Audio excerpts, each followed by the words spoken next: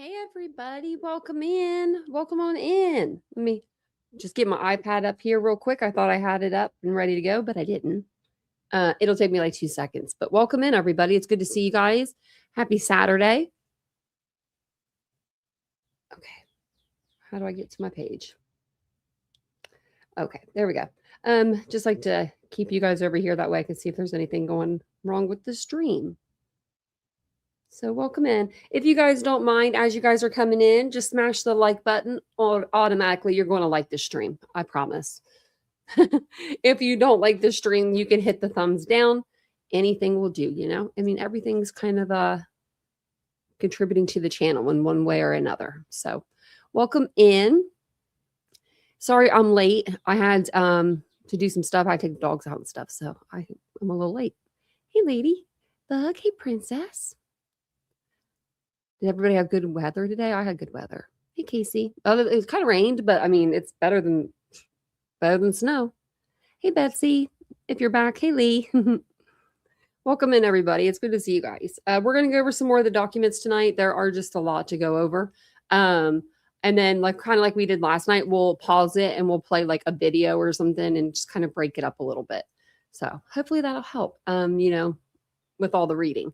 So we're going to talk about like the non-dissemination order tonight. I think it's important to go back over, even if we've talked about these documents before, just to go back over them, because there might be people in the chat that are just now learning about this case. You know, there are going to be people that come in that's never heard about Idaho 4, and they're not going to know what we're talking about, you know? So with this, at least, people can get a better understanding of what happened also. You know, the people that are out there that are still having questions, like, was this done? Was that done? With these documents coming out, it's kind of showing like what they did and what they didn't do. So, I mean, and then you have your opinion after that, right? Hey, Catherine. Welcome on in, everybody. So I did find a video. They actually just published an article about Brian Koberger. It says that Brian Koberger created a digital blackout during his brutal murders. FBI agent reveals how he turned it against the Idaho killer. So we'll have to read over that. That's a new article that just came out today. Actually, this came out at 8:31. It says, and it's 7:06. So I don't get that. Maybe there's a time difference. I'm not sure, but we'll go ahead and we'll pull it up. Yeah, we'll pull up the document that we're going to read. This should be it. Yeah. Okay. Because there's a lot. Why is it going that way? When I blow it up, I think it's going not the way I want it to go. Okay. Oh, well, I want to start on the first one. Okay, well, that doesn't say much, so we'll start here. And yeah, I think everybody in the chat has been here for the whole, long enough to know the Idaho case. But if you don't know what's going on in the Idaho 4 case, the University of Idaho back in 2022, there were 4 college students that were alone or home in their beds, ready to go to sleep after a night of out just being with friends doing college student things. And somebody by the name of Brian Koberger at Washington State University, a neighboring town at a neighboring university, came in the middle of the evening and stabbed 4 of those students that were in the house to death. There were 2 remaining survivors. They called 911 the next following morning, late morning, early afternoon. So Brian's in jail. He pled guilty after almost 3 years of court hearings and putting everybody, I don't know what he was doing. I don't know what he was I can't even say, because what if he was over there on the other side doing things with his parents, telling his parents that he did do it? I don't think he was. I think he was just stringing everybody along the last 2.5 years. So, oh, heck yeah, the best channel around. Love you, Tanya. Oh, Princess, that's amazing. 36 months. I love you too. You've been here with me since I started. Look at that. Thank you so much. That means a lot. So this article or this press release came out on January 3rd. This is when they, got the non-dissemination order in place. And that's what this press release is going to tell us. Because, people we were looking at the last ones, people were trying to get interviews. We saw News Nation on there. She was trying to get an interview with for Ashley Banfield. And they were like, no. So the Moscow Police Department, and they are MPD, is providing the following information to update the public on the ongoing homicide investigation and court process. On January 3rd, 2023, the suspect in the Moscow homicide investigation, Brian C. Kohlberger waived extradition to Pennsylvania. Sorry, I can't even read. Within the next 10 days, Kohlberger will be returned to Idaho. And they didn't waste any time. I think it was like the next night. He went to court, He went to court in Pennsylvania. And then I think it was like that night. They like called him right over to Idaho. And we got to see the whole thing. We looked at the maps. we followed his flight, and it was something. I remember it was something. So, sorry. Details regarding Kohlberger's transportation to Idaho, specifically when that may occur and by what method of transportation, will not be shared publicly for security reasons. The Moscow Police Department asked the public to please continue to submit tips and information regarding this case, including any information you may have in regard to Kohlberger, to our tip line. And they were like, "What you got on him?" Nobody had anything. Let me put the screen like this a little bit. Hey, Marcella. Hey, Ashley. Welcome in, guys. Hey, Laura. And welcome in everybody that's just watching or listening in. And then it gives the telephone number, email. There are many questions surrounding the upcoming court processes in this case, and we would like to give a brief general explanation of the initial process for all felony cases on behalf of the Latah County prosecuting attorney. Now, I have never seen another case where they did this. They've done this. I've never seen another case where they had a whole website dedicated to one murder. Like, they literally had a tab, and they had like a rumors and speculations tab that they were like debunking things, and it was a lot. They had like all their press conferences under one tab. They don't have it anymore. So it says the first step in any felony court case in Idaho is what is referred to as an initial appearance. This initial appearance takes place before the magistrate court judge. At this hearing, the judge explains the defendant's rights, the charges against them, and is also where the defense counsel is appointed if the individual does not already have representation or cannot afford representation. At this hearing, the defendant is not asked for their plea. At the initial appearance, the court schedules a preliminary hearing. Okay. Upon Kohlberger's return to Idaho, he will be served with the Idaho arrest warrant for 4 counts of first-degree murder and 1 count of burglary. Once that arrest warrant is returned to the court, the probable cause affidavit will be unsealed.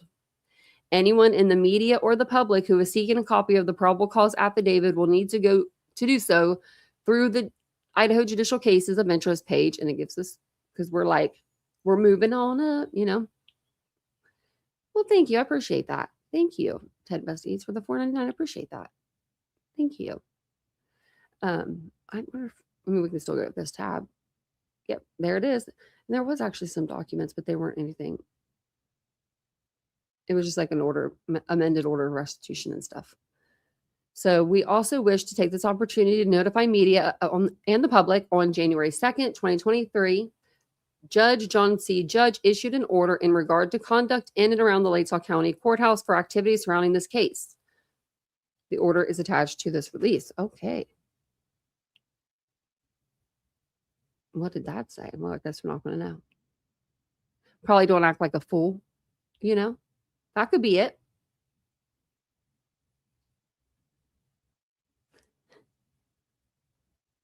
How's your chickens? She was defending the baby chickens. So, City of Moscow homicide victims. This is just going to give us what happened on November 13th. 2022 at 11:58 hours, Moscow Police Department officers responded to a call on King Road for an unconscious individual. Upon arrival, officers discovered 4 individuals who were deceased. These individuals have been identified as Ethan Chapin, 20, Conway, Washington, Madison Mogan, 21, Coeur d'Alene, Idaho. Xana Kernodle, 20, Avondale, Arizona. And Kaylee Gonzalez, 21, Rathrum, Idaho. All 4 victims were students at the University of Idaho. Please respect the privacy of the victims' family, friends, and loved ones as the Moscow Police Department investigates this tragic event. And do you think people did that? Do you think they did for a minute, for a second? No, they didn't. Like, they were everywhere. I mean, you saw, like, I'll be loving my Nancy Grace, but that woman was like getting interviews from like a crack like this in the door. She was like, "What you got to say?" I mean, she wasn't messing around though. She put a table in front of the house. That's ballsy. I mean, I'll say that I could never. The Moscow Police Department and the city of Moscow is deeply saddened for the families of these individuals, fellow students and friends in our community during this time. Our heartfelt sympathies go out to each and every person affected by this incident. Details are limited in this investigation. Currently, there is no one in custody. Investigators are asking anyone with information related to this incident to contact the Moscow police. And they just give their number at first, because they don't have a dedicated tip line yet. The Moscow police does not believe there's an ongoing community risk based on information gathered during the preliminary investigation. Hey, Ryan, we're live. What are you doing? She's back here living her best life. I can't help her. Can't tell her no. Captain Tyson Barrett is the case agent for this incident. All press-related inquiries should be directed to Captain Anthony Gallagher. That would suck to me. So must suck to be him, because there was a ton of people wanting, the press releases. This is the same thing right here that we just read. This is the same thing, I think. Why is it so small? It's the same, though. Remember they did this, like, last night? I wonder if they're sending these out to certain people. They're not, though. No? Okay. I mean, that would make sense, but they're not. So, okay. This is all the same. This is different. Homicide, Moscow homicide update. It's a press release. Okay. So it says update 8:28 p.m. clarification. This is crazy. I mean, like, if you think about, like, they were clarifying things, they didn't have to be doing all this. They just were trying to really keep, like, the bullshit to a minimum, but they just didn't know what they were dealing with when it hit the internet. I mean, even I don't even think the FBI knew, like, what hit them when the internet found out. So the Moscow police, it says the cell phone used to call 911 belonged to one of the surviving roommates. Due to the ongoing investigation, the identity of the caller has not been released. The Moscow Police Department is providing the following information to update the public on the known facts surrounding the 4 murders that occurred on November 13th in Moscow, Idaho. Okay, so this is what they were saying. On November 19th. At this time, detectives have investigated the private party driver who took Kaylee and Madison home on November 13th and do not believe he is involved in this crime. Okay, let's check him off. Check. Leave him alone. Detectives believe that on November 12th, the 2 surviving roommates had been out in the Moscow community separately, but what'd I do? Oh, right here. But returned home by 1 a.m. The 2 did not wake up until later on November 13th. Initially, the 911 call made at 11:58 a.m. on November 13th requested aid for an unconscious person. The call was made from inside the residence on one of the roommates' cell phones. Moscow Police Department arrived shortly thereafter and found all 4 victims. Detectives confirmed the victims were located on the 2nd and 3rd floors of the residence. Detectives are aware of multiple phone calls from victims Madison and Kaylee to a male. This information is part of the ongoing investigation. Moscow detectives are seeking help from residents and businesses within the area of West Taylor Avenue, West Palouse River Drive, Highway 95 South to 27 block of Highway 95 South, and Arboretum to Botanical Garden, who have video surveillance at the residence or business between 3 a.m. and 6 a.m. on Sunday, November 13th. You know what I was just thinking? I don't know why I never thought of this earlier. You know, Koberger was reading these press updates or press releases when this one dropped on November 19th, wasn't it? November 19th. Do you think he was like, oh shit, they're going to find me? Because like I was on all those roads at that time. I kind of do. I mean, they just put it right out here. Hey, Zoe. And welcome in, everybody. I missed anyone. I'm just going to come curious. So then detectives are requesting all available video, whether there appears to be motion and content or not. Okay. Yeah, this is the same.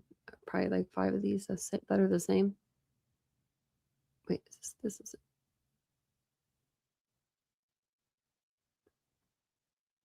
Okay, the analysis right here. This is like weird because they cut off bit. It says there will be a news conference to update the public on the investigation. I think they meant press conference. Sunday, November 20th, 2022 at 3 p.m., University of Idaho Alumni Lounge of the ICCU Arena. Media note. Please direct all media inquiries to the PIO at Moscow PD PIO. Okay, so original information. This is like what they originally had, I guess. On the evening of November 12th, Kayla Gonzalez and Madison Mogan were at a local bar called the Corner Club at 202 North Main Street in downtown Moscow between 10 p.m. and 1:30 a.m. on November 13th. At approximately 1:40 a.m., Kaylee and Madison were seen on video at a local food vendor called The Grub Truck at 318 South Main Street and used a private party for a ride home from downtown to arrive at their King Road residence at 1:45 a.m. Investigators have determined that Ethan Chapin and Xana Kernodle were seen at the Sigma Chi House on the University of Idaho campus. Gives the address. At approximately 1:45 a.m., Ethan and Xana are believed to have returned to their residence at King Road. It was previously reported that Ethan resided at the home. However, it has been determined that he was only visiting. The 2 other roommates were at the residence that night. On November 13th, at 11:58 a.m., officers responded to the residence after a 911 call reported an unconscious individual. Upon arrival, officers discovered Kaylee Madison, Xana, and Ethan deceased inside the residence. Autopsies were conducted on November 17th. The Latah County coroner confirmed the identity of the 4 murdered individuals and their cause and manner of death as homicide by stabbing. The coroner stated that the 4 victims were likely asleep. Some had defensive wounds and each had stabbed multiple times. There was no sign of SA. At this time in the investigation, detectives do not believe the 2 surviving roommates or the male in the Grub Truck surveillance video are involved in this crime. When was this written? Oh, yeah, the 19th, I believe. That didn't matter to people on the internet. Additionally, online reports of the victims being tied and gagged are not accurate. The identity of the 911 caller has not been released. Wonder who started that, I forget. I mean, I'm sure I knew at the time, who was saying they were being tied and gagged, but as part of the investigation, detectives seized the contents of 3 dumpsters on King Road to locate possible evidence. Additionally, detectives have contacted local businesses to determine if a fixed blade knife had been recently purchased. It's crazy, though, that they seized the 3 dumpsters, but they never looked in the backyard trash. Like, I mean, until it was demolished, because then I didn't see it out there that day. But maybe they demolished it with the house. At the time of this release, detectives have received nearly 500 tips, which are being processed, investigated, and cleared. 38 interviews have been conducted with individuals who may have information about the murders. Okay. They were telling us like how many officers were on there. Like, yeah, they were telling us a lot. Right here it tells us so. This is where it says seize the dumpsters, the tips. Okay. So the Moscow Police Department is utilizing assistance from the Idaho State Police, the Federal Bureau of Investigation, and the Latah County Sheriff's Office. Moscow Police Department 4 detectives, 24 patrol officers, 5 support staff, FBI, 22 investigators in Moscow. 22. That's a lot. That sounds like a hell of a lot. I wonder how many they normally send. I think that's a lot. Do you guys think that's a lot? Put a one in chat if you think that the FBI having 22 investigators in Moscow, 20 assigned agents located out of Treasure Valley, Idaho, Salt Lake City, Utah, and West Virginia, and 2 behavior analysis units. Oh my, so that's 20, that's 42, 44 people. 44 in the FBI. That sounds like a lot. I think so too. And welcome in, everybody. Yeah, doesn't that sound like a lot? Damn. I mean, we've read this before, but going back over it, it's like, dang, because like it's the end. It's like we know like what happened. You know what I mean? Like we know we don't really know everything because Koberger may take that to the grave, but we know enough, and we have a conclusion to where Koberger is in prison. And so like now looking back on it, it's just like, damn.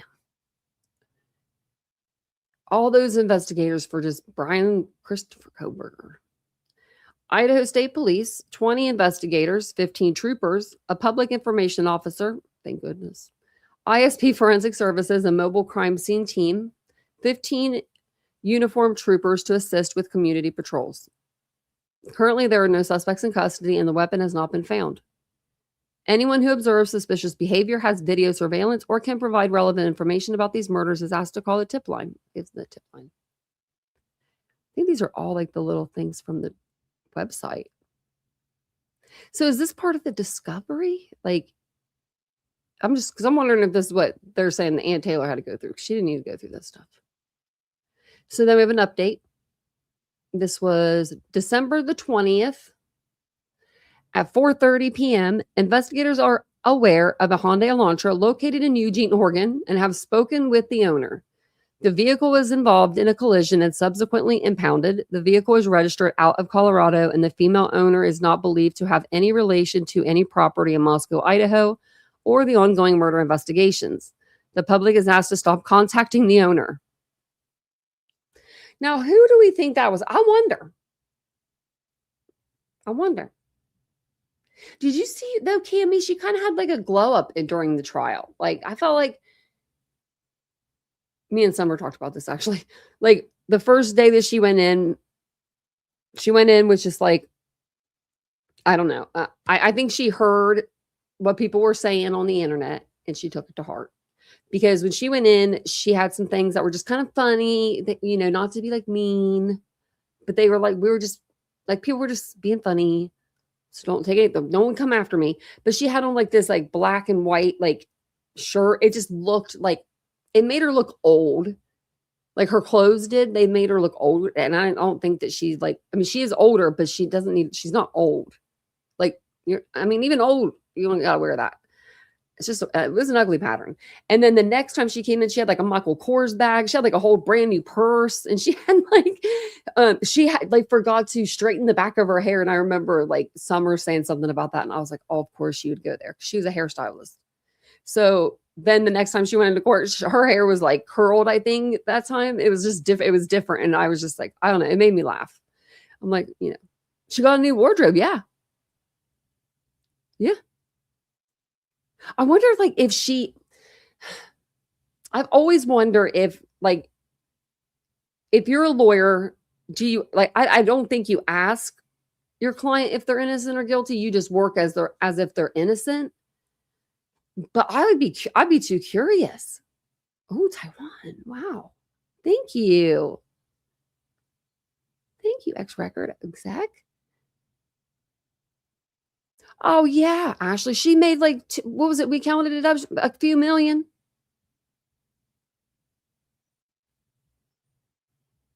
That's a lot of money for a public defender.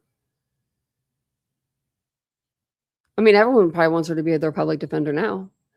So this says the Moscow Police Department. Oh, this is the original release. So did we read this? Oh, no, we didn't.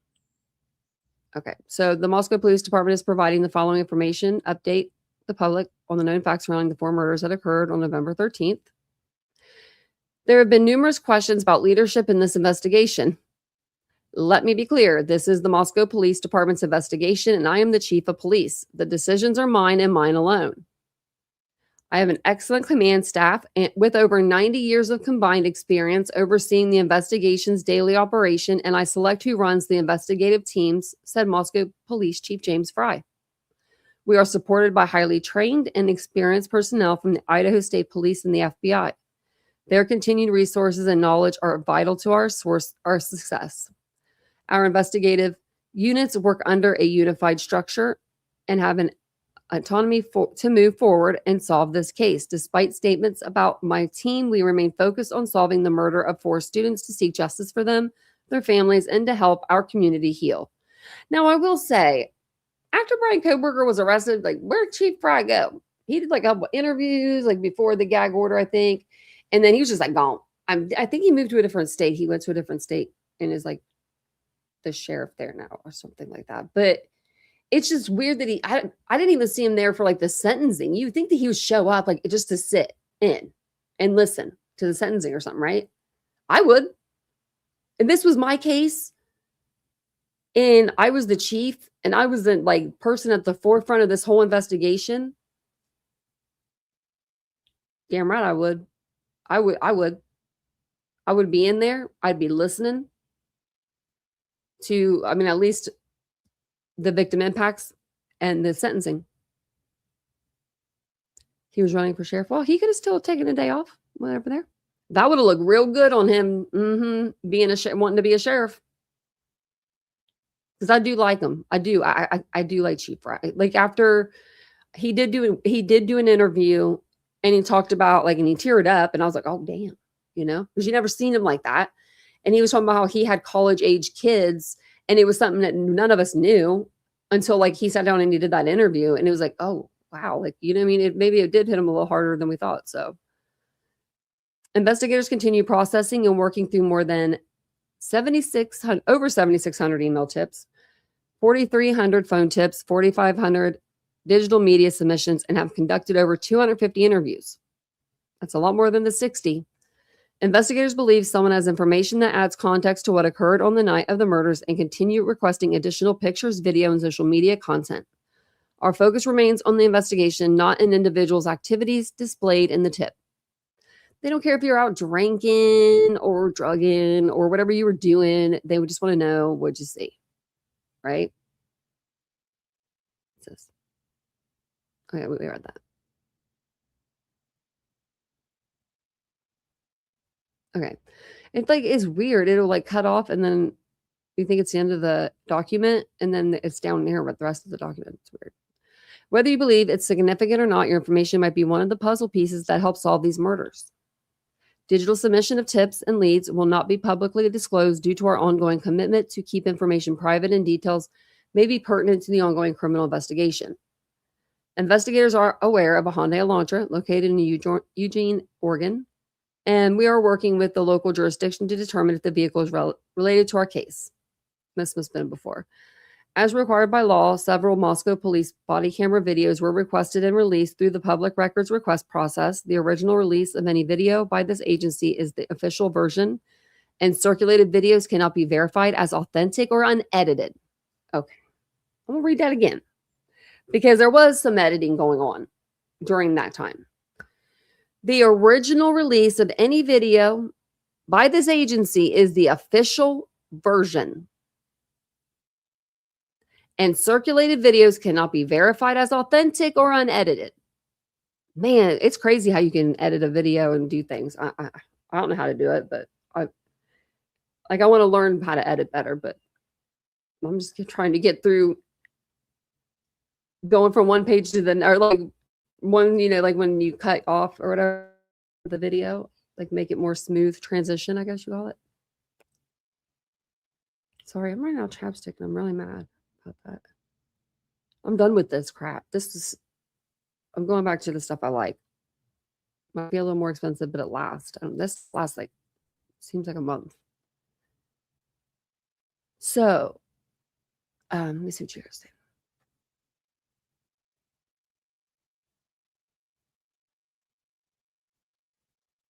Yeah, Ashley, I agree with that. Uh, I think she might have a little of both. I think it was more that she couldn't believe what she saw. You know how, like, when you're I think that I don't know, she seems like she's a pretty nice lady. Like, she doesn't seem like she's a lady that would be, like, mean to somebody on purpose, you know? Like, I don't know. So I think that that's what, I think she like, kinda like when you're in a bad situation and you giggle, you know? I do that sometimes. Even doing true crime, like, I don't mean to, but, like, you just sometimes you just it's like, "Are you kidding me?" It's one of those, you know, like, you've heard it all. So I think maybe, yeah,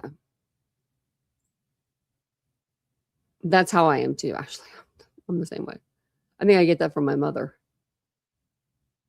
So, rumor control, another video believed to have been taken on the night of the murders at a local downtown business is known to investigators. And investigators have identified an individual called Adam in the video, and he is cooperating with detectives.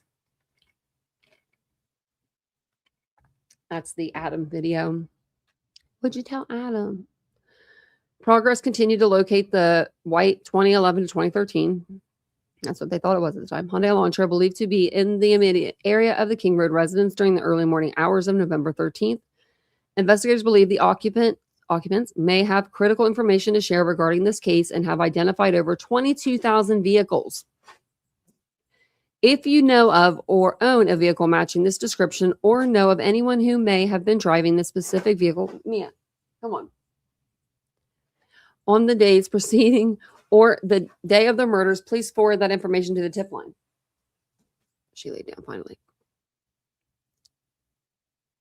She's crazy. She's a big dog.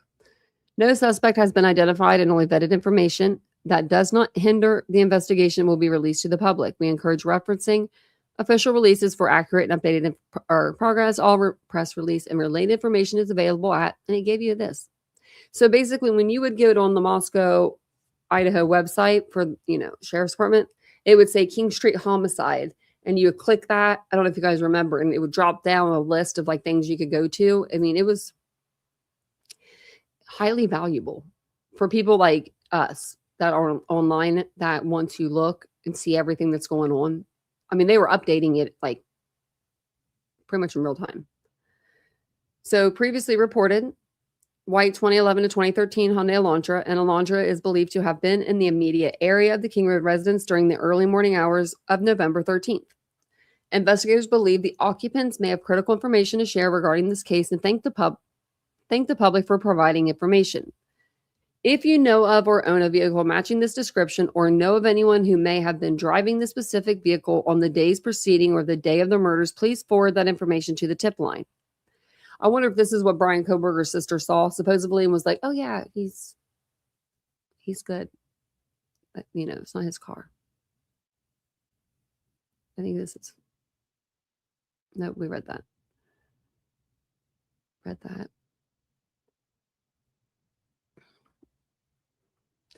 Stock images. This is not the actual vehicle. Phone tips. It just says, telephone tips are collected through a national FBI tip line. This process takes time and users must follow all prompts. Information can be submitted. Is it there? The Moscow Police Department thanks our community for their continued support, understanding of the limited information we can share, and patience during this difficult time. And let me know if you guys see something and you want me, like, you have a question or anything.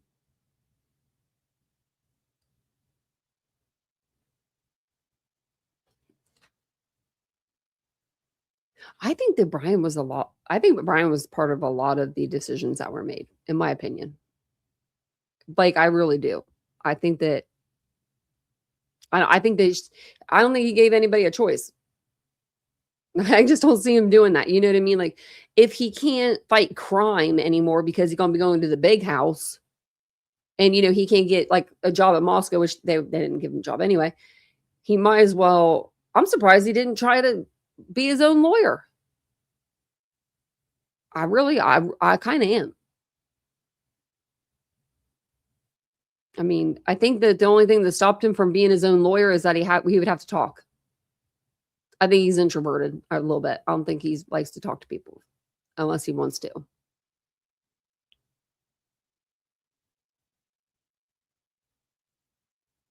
Yeah, Julian, I feel bad for both of his sisters. Why do you think BK is innocent, Monica? I'd love to know. You can even come up on stage if you want. Hey, Lenora.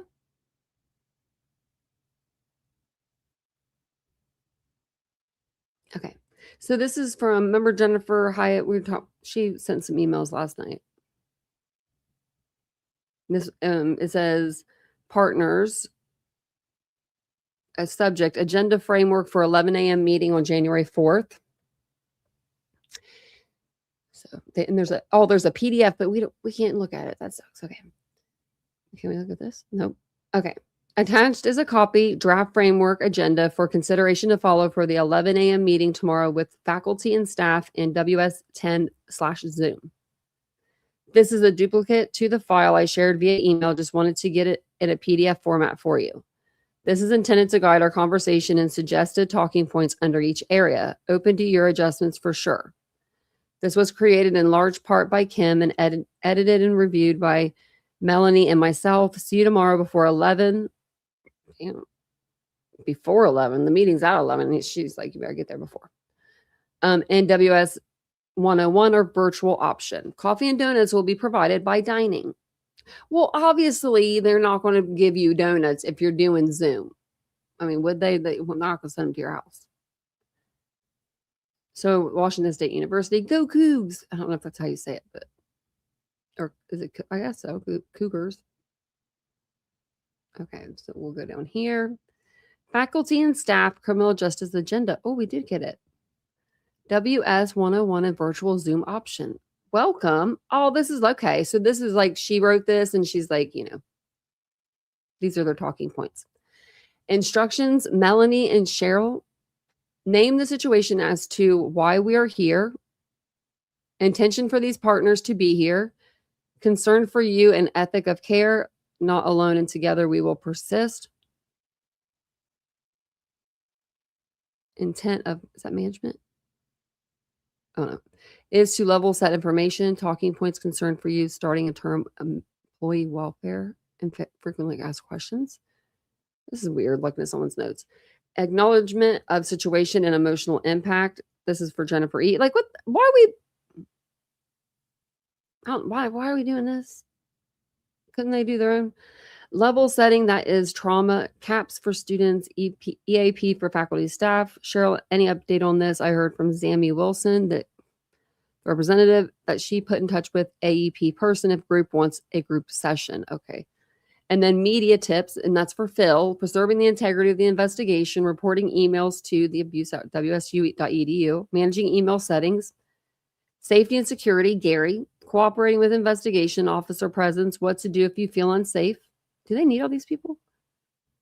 Availability of AGO resource if needed, Adam. If you choose to speak to the media or need to talk through request. How to, importance of preserving records. Resources for faculty and staff, Laura Hill. Like, why do we need this? Like, couldn't they have had 4 people, 3 people talk about all those things? Questions regarding how to address student graduate instructors who do not want to be teaching in person the first week. Resources for your students and their care, Jennifer and Heather. Student Care Network, if you're concerned about a student, please refer. Slide for all faculty being sent out to use as appropriate at beginning of term and on reader boards. Contemplative spaces, listening sessions. What are your needs, thoughts, concerns, and questions? I mean, those are really good resources for the students to have. Like, totally. We should have resources for all the students. But that's kind of overwhelming. All those different places, different things. And I don't know what these are supposed to be. I'm going to back it up. You can see it I don't know. It looks like some sort of freaking maze that we're supposed to play. And this looks like an image that we're supposed to see, but I can't see it. I think it's WSU's like symbol or something. Maybe. Fox News just sent okay, when was this? November 21st, 2022 at 8:49 a.m. I mean, they're up early. They're the news. They're like, well, I'm at the gym at that time, so I can't say much. But it says, "Hi, Fox News just sent you an invitation to join the show." What the? This is for Chief Gary Jenkins.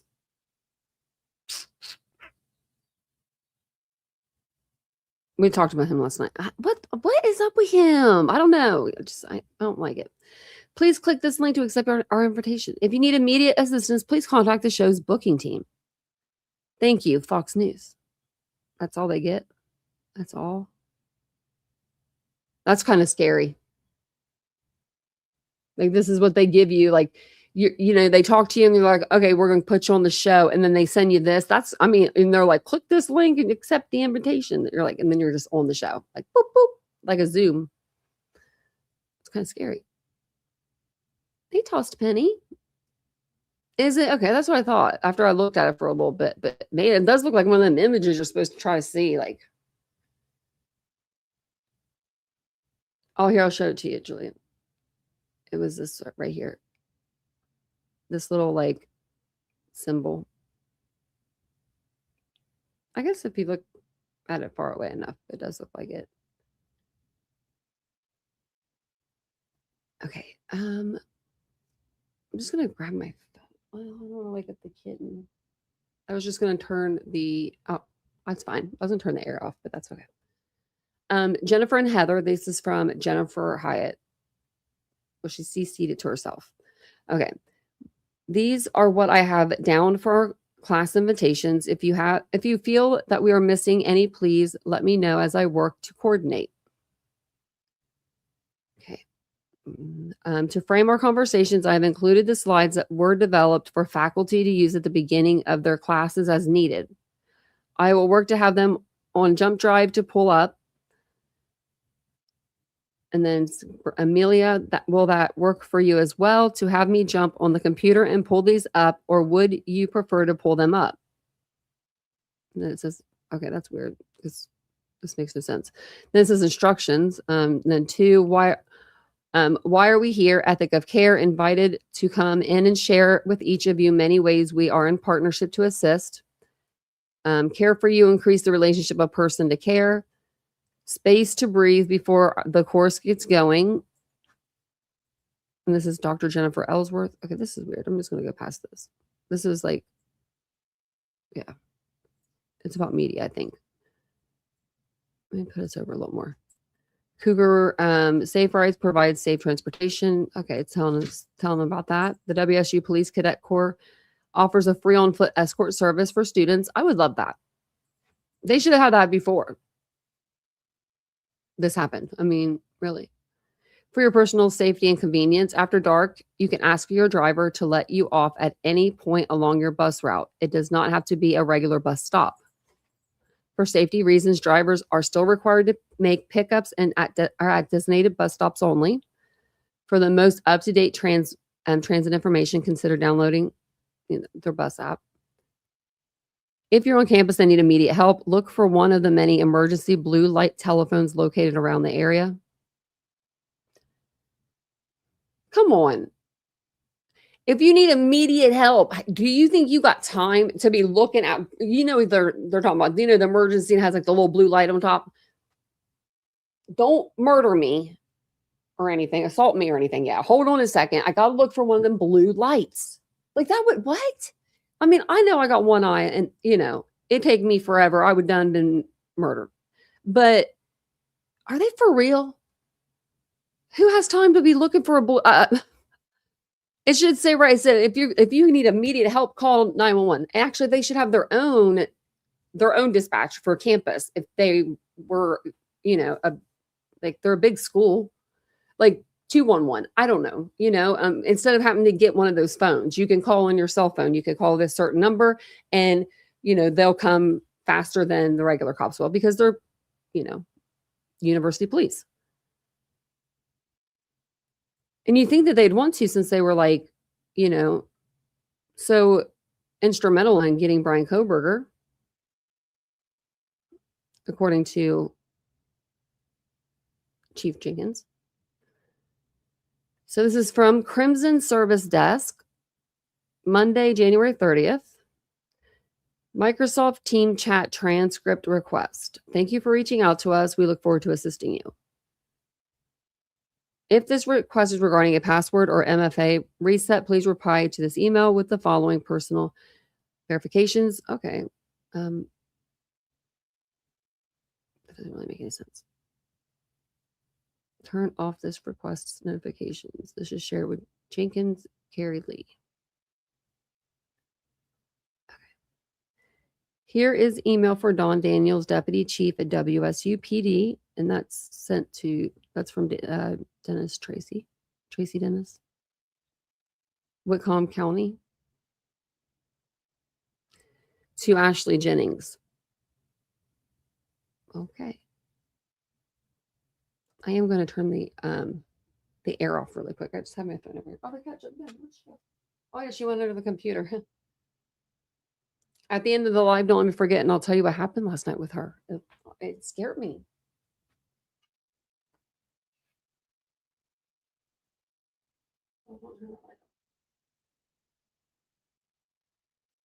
I was about to do the wrong thing.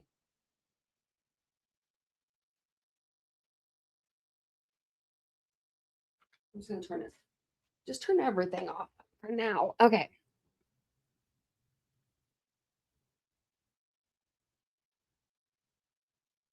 He got a promotion, Betsy?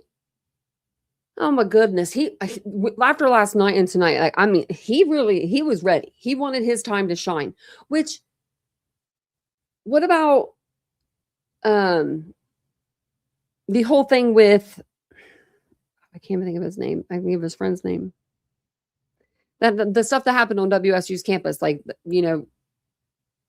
December, I guess this would have been in the middle of December. They had stuff to do. They had stuff to deal with. So Michael and Jim, this is from Gary Jenkins. I met with an FBI tactical specialist this afternoon who is assisting with the Moscow homicide case. Nosy ass. The FBI was told that geolocation data is collected by WSU when someone accesses their WSU email. If that is accurate, the FBI has an interest in that data for the time since November 6, 2022, and asked for that data be preserved pending any legal process necessary for them to obtain the data. I received a message from Den Bowker from FAIS this afternoon that perhaps the FBI has already communicated with you about this, but when I met with the FBI this afternoon, it didn't sound like they made contact with you. Please contact me at your earliest convenience to discuss. Why didn't you reroute this to the chief in Moscow?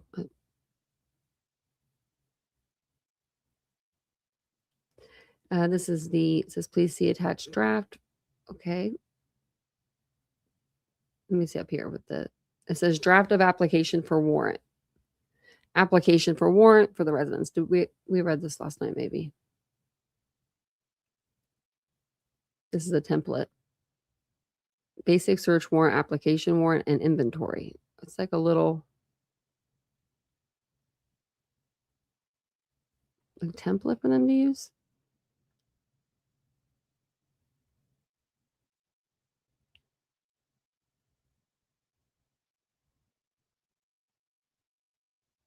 Did we read this? I think we did. I think we heard her talk about it, but we'll read it.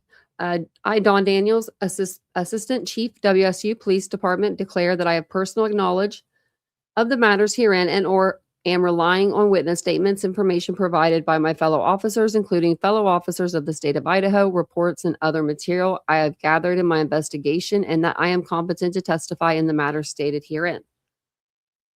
On the basis of the following, I believe there's probable cause that Brian Kohberger has committed the crimes of murder in the first degree, Idaho Code 18-4001, 4002, 4003, 4004, and burglary 1401, 1403 in Moscow, Idaho, and that evidence of those crimes weapons or other things by means of which a crime has been committed or reasonably appears about to be committed. She checked those two. Is located in or about the following described premises, vehicle, or person, and gives the apartment. 1630 Northeast Valley Road is a 3-story multiple occupancy apartment building in Pullman, Washington, which is tan and white in color. Apartment G201 is located on the northwest corner of the second story of the building. The door is G201 is located on the east side of the second story landing as designated by the numbers 201 on the door. The door is white with a swinging screen door on the outside of the main door to the residence. Wonder who lives there now, right? Like it's been the years, it's been a few years. I still think that that would be a big apartment that people would be like, they would know if they were moving into Koberger's old place. But we haven't heard anything, you know? Yeah, she's just sitting here licking herself. She's being good. So this says, the affiant, I'm a police officer at Washington State University Police Department and have been so employed since July 20th, 1998. I attended and successfully completed the 440-hour Washington State Criminal Justice Training Commission's Basic Law Enforcement Academy. That's all you got to do? Got my degree in criminal justice, bachelor's. What's 440 hours? While at the academy, I completed courses in criminal law, criminal procedures, and other investigative courses. Since the academy, I have continued my education in various law enforcement related fields, including officer involved shooting. Where's your bed? There it is. I'm right over here. Sorry. Evidence collection and threat assessment. I have investigated and assisted in the service of over 50 search warrants. It's a lot. Persons providing information. Moscow, Idaho police officer Sergeant Dustin Blaker. Sergeant Blaker's sworn statement is attached here too as Exhibit A and is hereby incorporated in this application for search warrant. Sergeant Blaker identifies his experience and training in his statement. Other officers and witnesses are identified in Sergeant Blaker's sworn statement. And I forget the amount of pages that was different between the two statements because there was 2 affidavits that came out in this case. Yeah, we were lucky, I guess. So it says here, the investigation, I was contacted by Moscow police officers and asked to assist their investigation into the recent murder of 4 people in Moscow, Idaho. Sergeant Blaker of the Moscow Police Department has developed probable cause to believe that a resident of Whitman County, Brian Koberger, committed the murders and burglary. I agree with Sergeant Blaker's statement, and there is probable cause to believe that Koberger committed the murders and burglary, and there is probable cause to believe that evidence of those crimes will be located in Koberger's apartment. Gives the apartment. I am seeking the search warrant and to search that apartment. The probable cause is described in detail in the attached Exhibit A, sworn statement of Sergeant Blaker, which is hereby incorporated herein by this reference, just as it fully set forth here. They're going to give us the affidavit, I guess, again.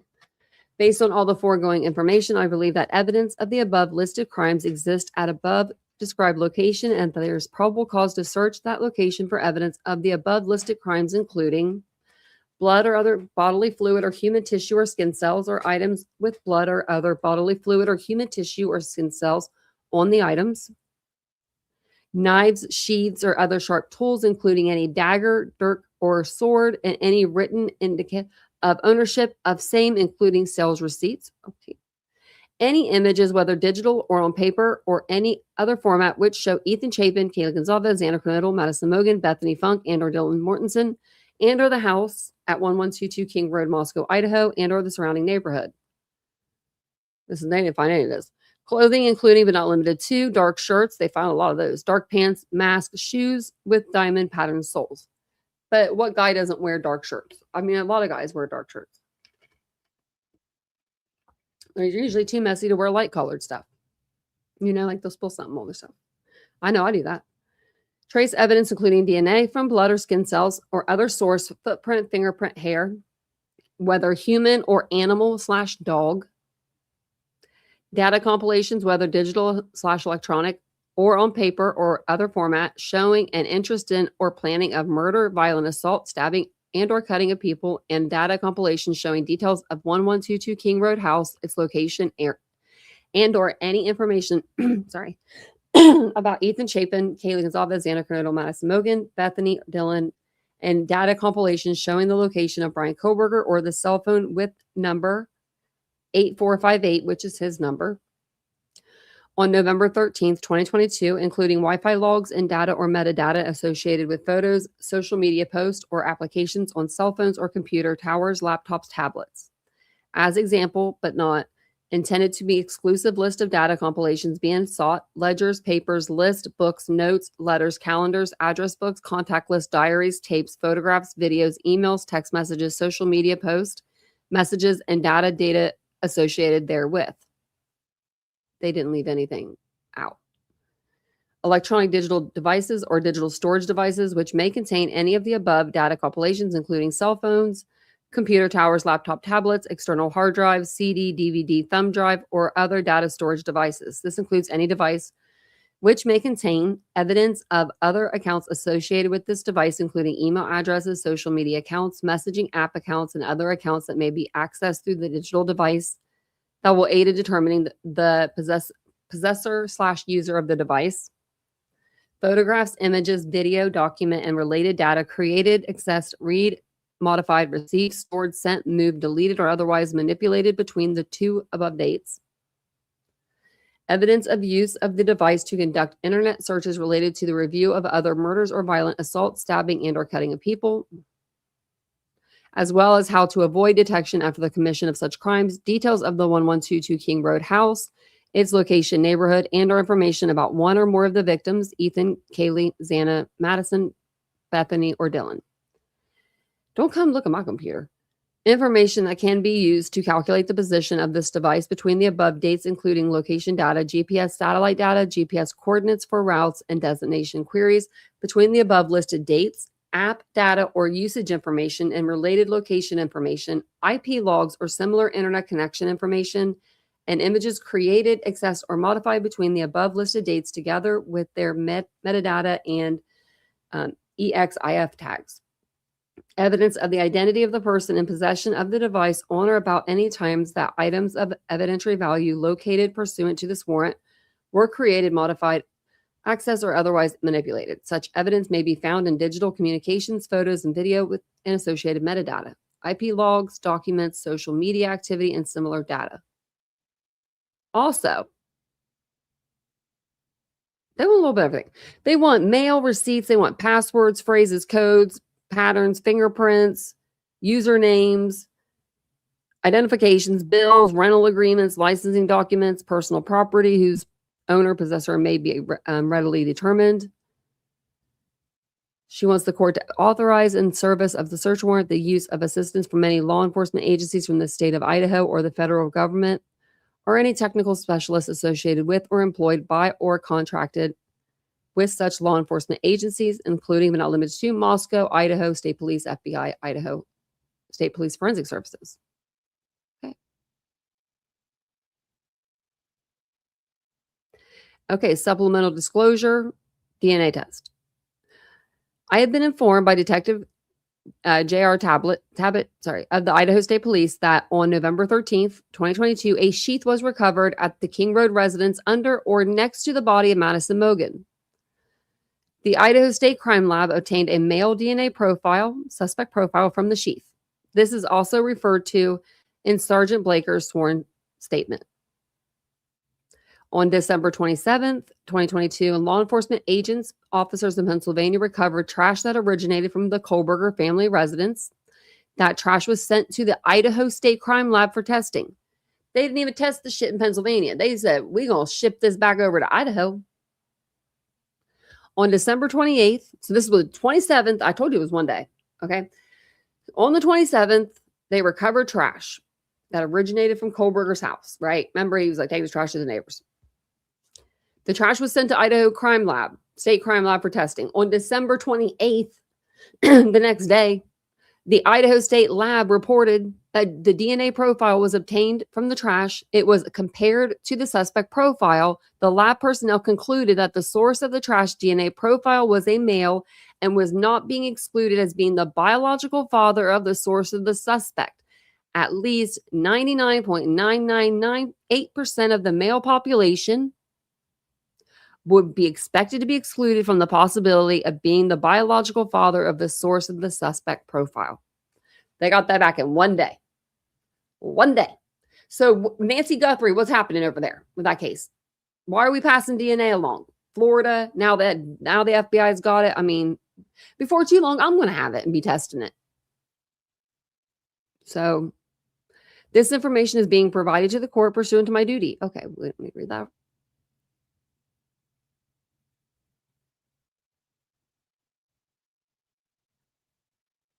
Okay.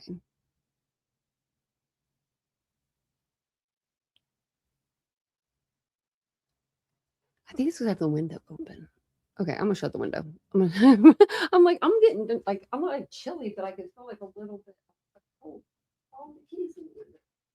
Can I shut this a little bit? Just like, just a little.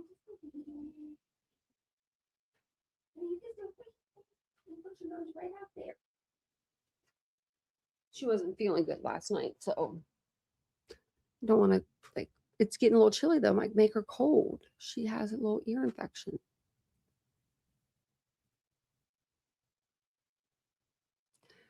Okay, and so this is the warrant application for a warrant. It says please see attached. It's probably the affidavit, maybe. Oh, maybe not. It's the same thing we read.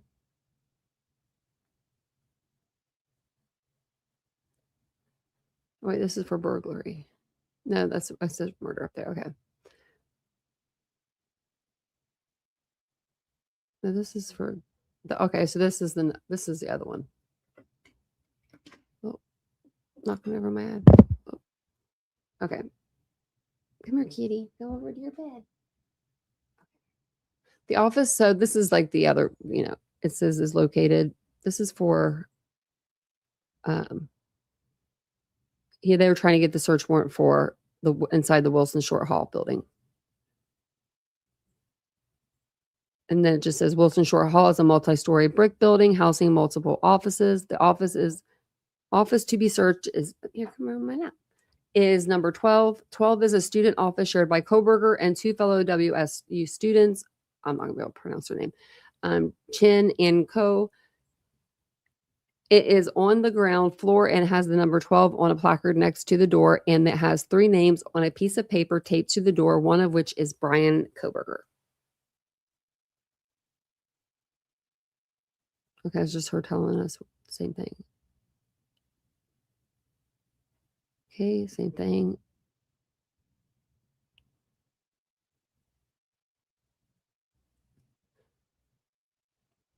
It says that, that they believe that Brian Koberger committed the murders. I agree with Sergeant Blaker's statement that there is probable cause to believe that Koberger committed the murders and burglary, and that there is probable cause to believe that that evidence of those crimes will be located in Koberger's campus office at Wilson Short Hall on the WSU campus of Pullman. I am seeking the search warrant to search that office. The probable cause is described in detail in the attached Exhibit A, sworn statement of Sergeant Blaker, which is hereby incorporated herein by this reference, just as fully set forth here.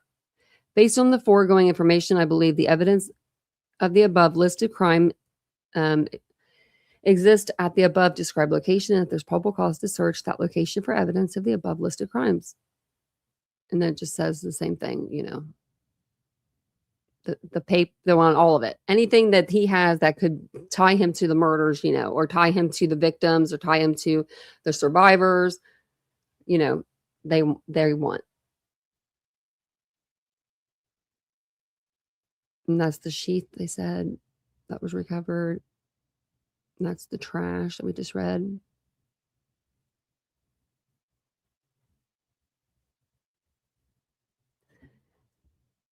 Oh, kitty. Come on. Oopsie. Sorry. So I hit the computer bit. Get off the computer, kitty. She's like on my laptop. Okay. So you gotta get off there. Come here. Sorry, guys. Come on, kitty. You gotta get off the computer, kitty. I think she's only 6 pounds, 7 ounces. She's easy to grab. She likes to sit on the computer. Hey, single dad gamer, welcome in. And hey, everybody. Oh, she just came right back up. She's being a booger tonight. Did you intend to go to the field or just interested?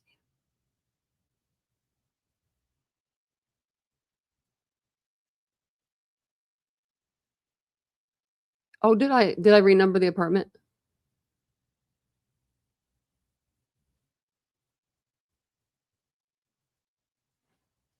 Yeah, I basically not get. I mean, well, yeah. I mean, I don't know. I went to school for criminal justice and applied science. I mean, I didn't have my doctorate or anything. I got my bachelor's, but they didn't really teach how to get away with murder. It was more like with me anyway. It wasn't like it don't leave your fingerprint. Or, I don't even know. Like it wasn't nothing like that. It was like, or they'll say they could have said maybe killers will often wear gloves to avoid detection by of leaving fingerprints. But I feel like people with common sense would know that as well. But like the stuff that I was learning was like more of like blood spatter, like how how that what kind of weapon would make that kind of cast off, how to collect DNA. It was stuff more like that. I don't know. Okay. Let me go back to this page. Now she's sleeping on my keyboard. I think this is okay. This how they told us how to remove your email, and we went over I think last night. Okay, so what did you do? Just move some stuff. Okay. This is from Gary Jenkins. Subject: criminal justice graduate students and faculty are experiencing a bombardment from the press as well as harassing emails from the public and press. Okay, I'm going to say that no one's was harassing. Like, I mean, did people call? Probably. But do I think that I don't know. I don't see people being like harassing. No one was really like out in front of anyone's home or anything protesting during this case, which was surprising. They have asked for extra patrol of their buildings, offices, Wilson Short ground level and first floor. Residents of the Steptoe apartments have also reported similar harassment from the press and have asked for extra patrol. That was probably Nancy Grace. Hey, they talked to her though. There will be this is from Gary Jenkins also, and this was May 10th. There will be some criminal justice graduate students living in Nez Perce,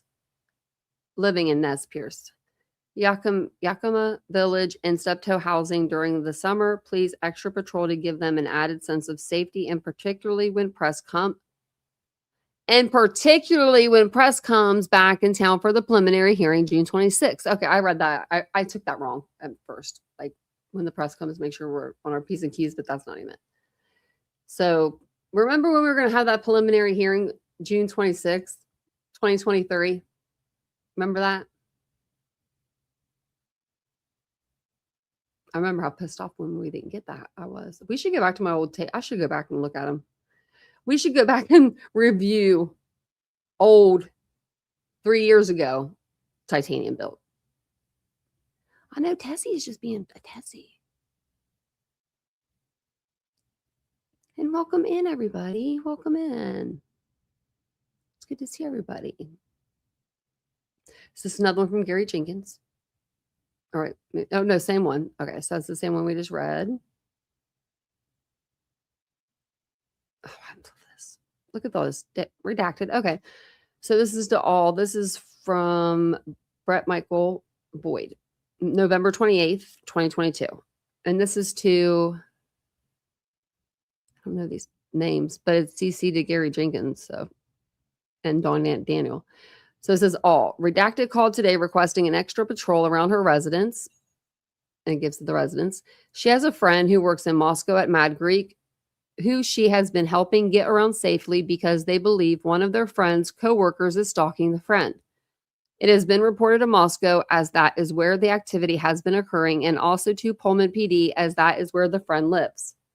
Redacted is concerned because she has been giving Her friend writes, and walking with her friend for safety, and she does not know if the suspect would come, or suspect, and this is redacted, would come to her residence or not. Apparently, redacted friend knew 2 of the murder victims fairly well, as did the suspect. So that has them on edge regarding the redacted behavior. I told her we would attempt to drive by her apartment at night as we have the opportunity.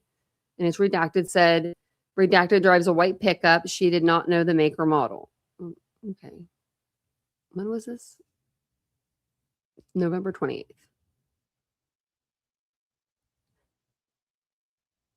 Okay, so this is from Angela to Gary Jenkins.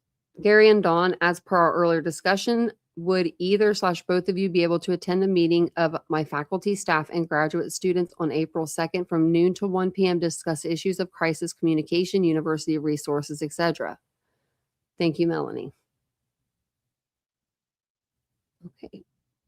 I'm sure that he said yes. Oh, no, what is this? Okay.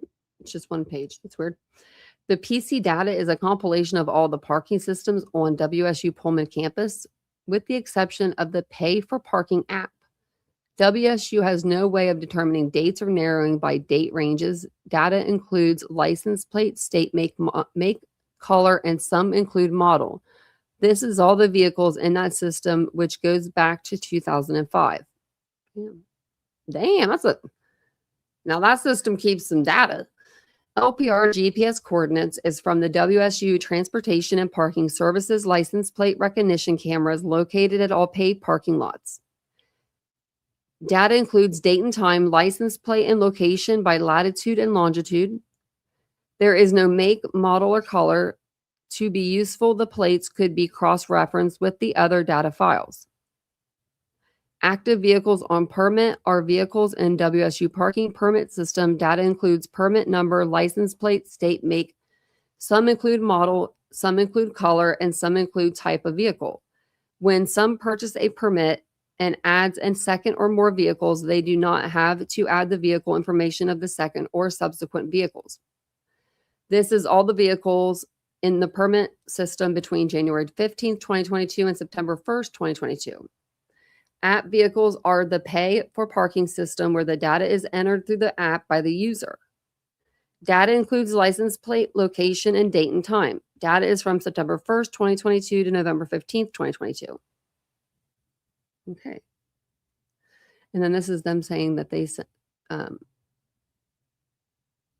this is about, crisis and stuff that they could do about that.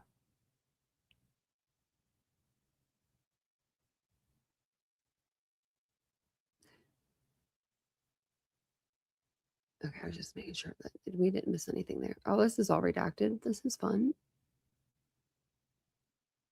Why was that redacted? Like, why are we redacting stuff at this point? Other than like if you need to redact some names or you know what I mean, like addresses or whatever. But like a whole message, what y'all be saying? I mean, we want to know. We want to know. Okay, what's all redacted here? That's redacted. That's redacted. This redacted. And then we already saw this last night about the students that were staying, remember? And the students that weren't staying. I think this is at Steptoe, maybe Village or something.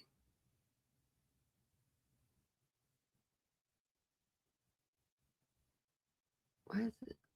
Okay. I'm not sure. I think that's what that was, though. Steptoe East. Okay, yeah, this is where this is. The Steptoe Apartments. I guess this is the students that were staying. Is this all going to be? Yeah.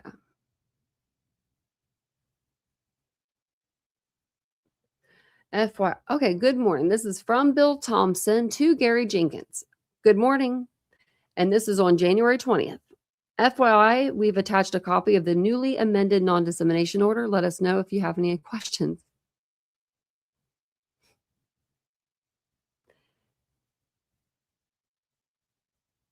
To Dennis Tracy. Okay. Hi, Dennis. Just an FYI, Judge Marshall has issued an amended non-dissemination order to clarify her intent, regarding who is subject to it. Attached, we're advising our folks to simply not say or release anything and just refer inquiries to the public court record. Would you like us to send this to Chief Jenkins or anyone else? Okay.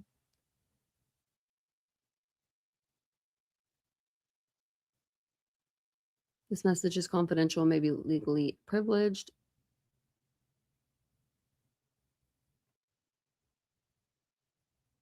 It doesn't say what it is. Maybe it's down here. Doesn't probably say. This is the non-dissemination, amended non-dissemination order.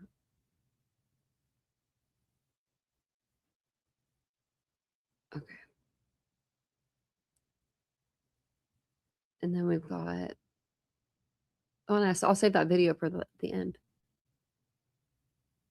What's Phil and Gary, in case you have not seen this article in today's Daily Mail from the UK. Like, Gary. Stop. Oh, wait, maybe they're writing to Gary. Oh, okay. Well, maybe they're writing to Gary that time. But Gary's been on it. He's been like, we made the paper. We've made this newspaper. Which I understand his guys did a good job. I mean, they might have helped, help. But did they say anything? Like, I don't remember those officers ever saying anything to to Idaho or to Idaho State Police or FBI or anything like that. It was like almost like they remembered it afterwards. And they're like, wait a minute. So.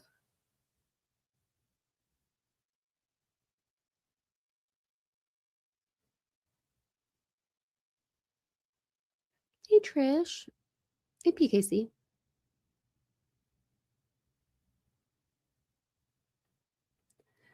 So then it says, Jenna, here is the information I would like when Dr.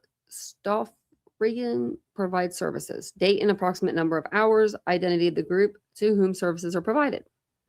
CJ, faculty, co-workers, neighbors, etc. I am glad Megan is a good fit for you, for our needs. Let me know if there are any ways we can support your efforts. Gary. The email below is the student session. The next email I will send is the information and documentation for the faculty staff session.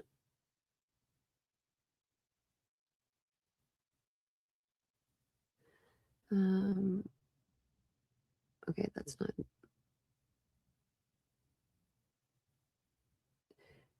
January 6th. Like, what's been.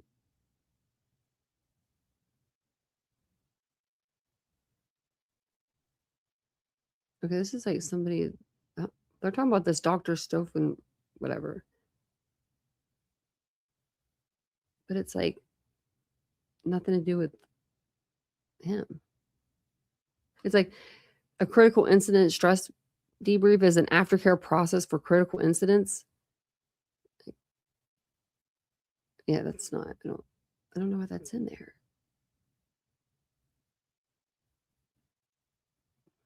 That I don't have a clue. So Phil, attached is the letter. This is Jennifer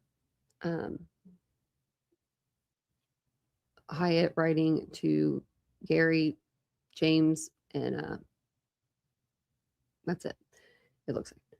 Attached is the letter we are sending out to students today from our Dean of Students office. 416 total students in the 3 fall classes.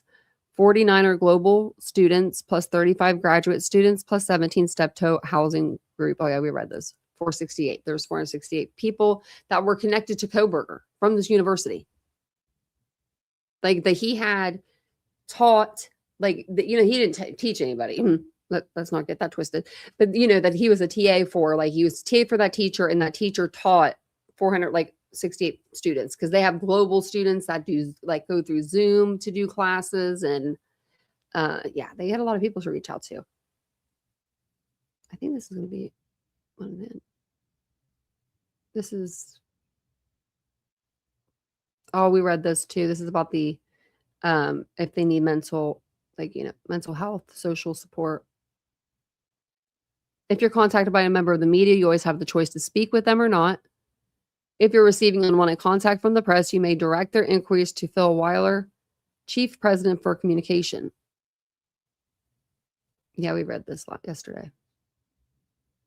I think that's the end of this one. So wow, we went through that one pretty quick. We did good tonight. I think it was the 28th or 29th. Okay, so let's read through this and we'll listen to this video. Actually, oh my god, it's got pictures of them. This is a long article. Y'all, who wrote this book? We're gonna watch the video. I think there's two. What's this? Oh, this is long. Hold on. What is it? Oh, so we've seen this before. This is when they were there. I don't know. Maybe we haven't. Are you playing in there? Let me see if we've seen this.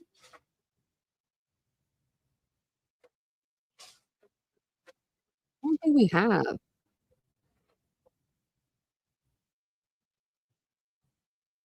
It's like, okay, maybe we'll go over this tomorrow actually. 'Cause it's pretty like thorough. But it's like this exclusive, and it's Brian Kober created a digital blackout during his brutal murders. FBI agent reveals how he turned it against the Idaho killer. And then it has like the people that were the middlemans, is that what they're called? The middlemans, the two people that had the DNA, that got the DNA and did the genetic genealogy and stuff. So yeah, this cat's over here playing in this little. What are you doing? Tessie, get out of there! That's not your play box.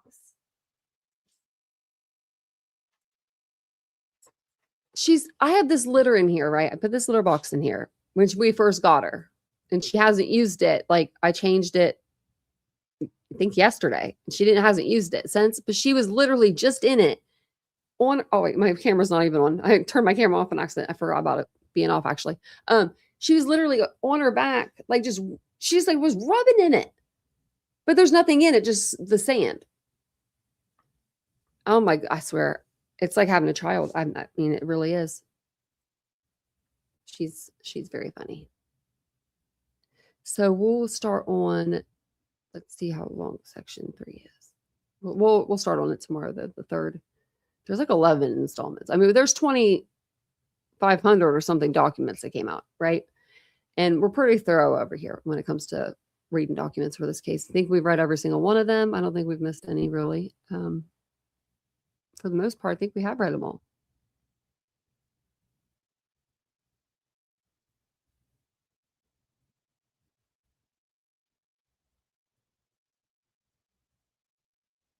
So let's see. We'll do the Brian Koberger, the digital blackout thing tomorrow, because I think that's interesting.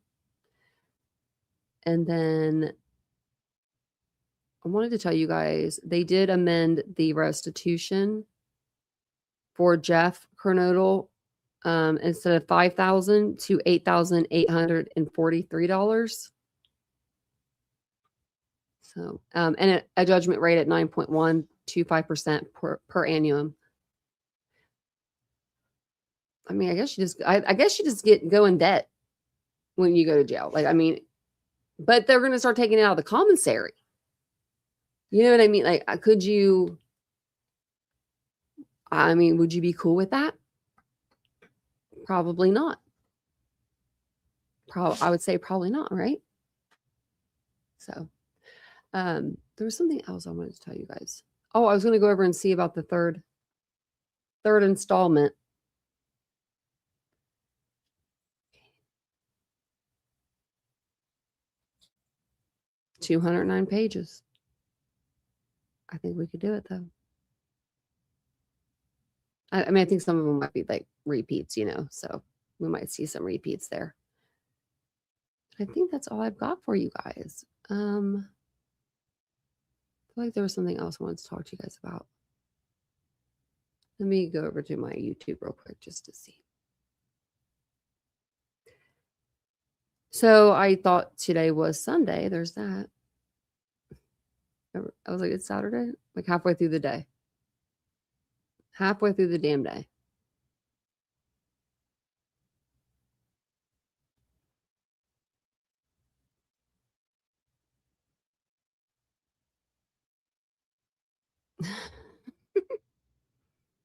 Someone's title right now, this is watching Sarah Boone again because apparently I like stress.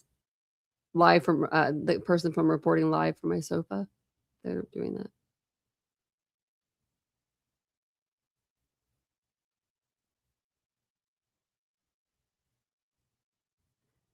Okay, I don't think there was anything else I want to tell you guys. If there was, I mean, I'll tell you guys like later on live. I think I'm gonna do a live tomorrow. I want to do more of like a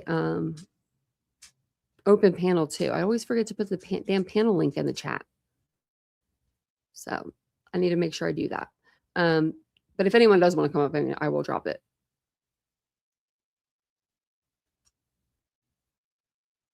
I have to pay somebody. Yeah. At the end of the day, I mean, he did last 6 weeks. I'll give him that. You know, I mean, that's more than Caleb Carl, more than Michael McKee. You know, Michael McKee, 10 days, Caleb Carl, 2 minutes.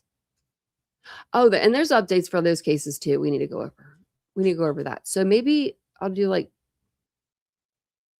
I don't know. Maybe I'll do 2 lives tomorrow. We'll see. Because there's some stuff in the Caleb Carl case that I want to go over. Oh, you're welcome, Laura. You're welcome for the membership. You're so welcome. And what else? I want to go over Caleb Carl because he has I already gave you his court date and everything, but his trial date. But there was just something else that he did. I'm about to look up his stuff. I don't even know. He did something, and I was like, what? It is May 4th that his trial date is on, not May 8th. I did say May 4th, but I was like just second guessing myself. Maybe it's something I saw on YouTube or like Facebook or in the Facebook group or something. I'll have to look.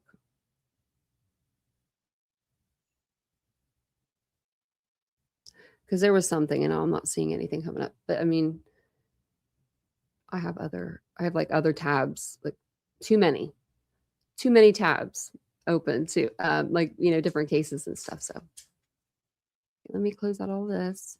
Well, I hope you guys have a great night. I hope you guys have a great Sunday tomorrow.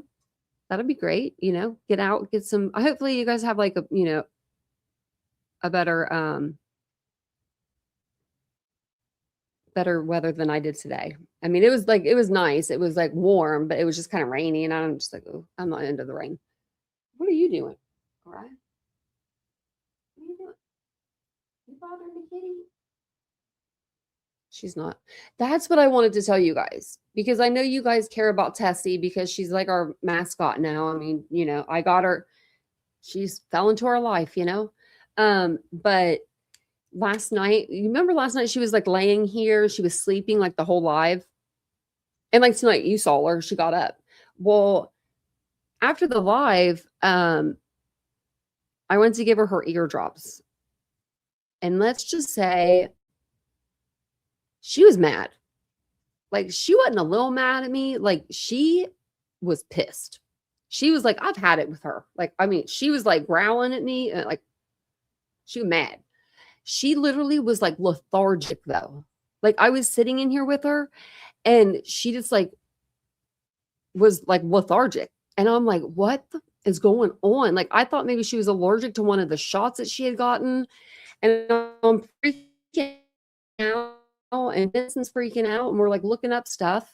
And it said that rabies vaccines on kittens, like when you give them to kittens, and that's what she got, was one of her vaccines was rabies, that they can become like lethargic for the first like 24 to 48 hours.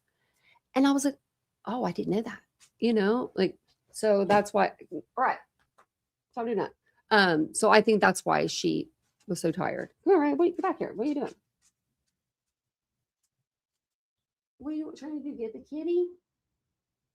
Is she stuck back there?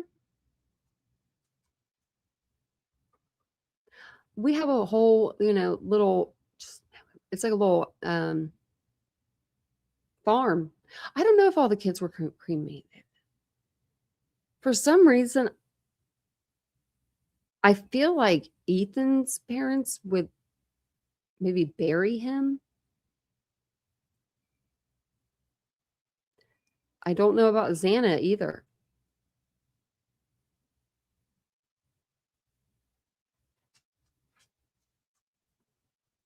I know it's crazy that he gets to like just live his life. And the people that were like, well, like, the death penalty, blah, blah. What other case? I'm sorry, but like, what other case is qualified for the death penalty? Like, in my humble opinion, anybody that commits a murder in like the state of Idaho now, they're just on their own. Like they're allowed to do it. What's going on over here, Mia? What's up with you, Mia? Mia Grace, what you doing? What you doing, Mia Grace? Brown, that's your sister. That's your sister. Do you hear? These dogs are nuts. They growl at each other. He was cremated. Laura really didn't see that for some reason. For some reason, I would think, oh yes, because he was upstairs or something, or in the basement. They had him down in the basement. Laura, remember I remember his mom saying that on an interview, like, and she felt bad because he was down there or something. Did I hear that? I think I did hear her say that. But their house is like fully furnished basement. Like, the basement she's talking about. It's not like some, like cold, wet room. But I remember that being said somewhere.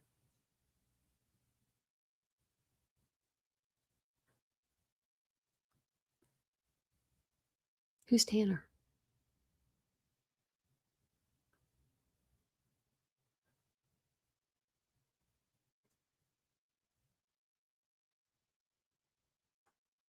What's what have to do with the case? William? I don't know what you mean.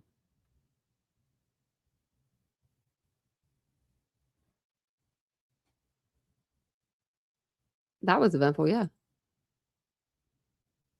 I was say now that I'm like thinking of it, but I don't know about Xana. Kind of sad that like there wasn't like a little piece of them together. Oh, Tanner, yeah, okay. Okay, I got you. I get what you're saying. I didn't know who you were talking about. I was like, Tanner, who? I thought it was someone in the chat. Yeah, he's a monster. I think that there's just, I mean, if you do it to kids or if you do it to elderly, let me do something real quick because I forgot to do this. So on April 11th of this year, I forgot that it was Madalena Fujikari's birthday. I've never missed a birthday.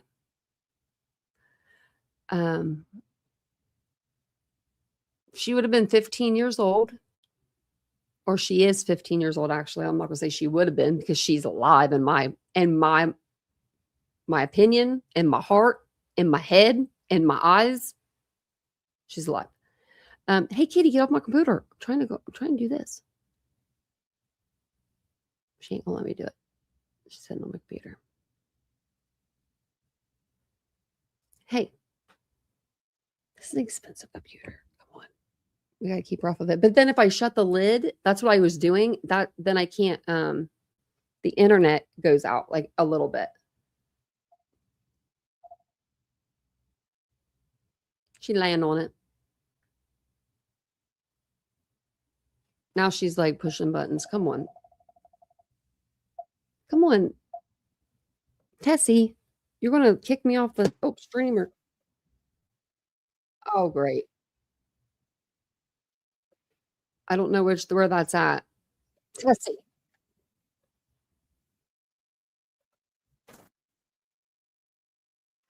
Sorry, guys. I know what's up now. I have like 3 things open, 3 tabs open. Oh, what you doing? Go right there. Don't bother her. Right.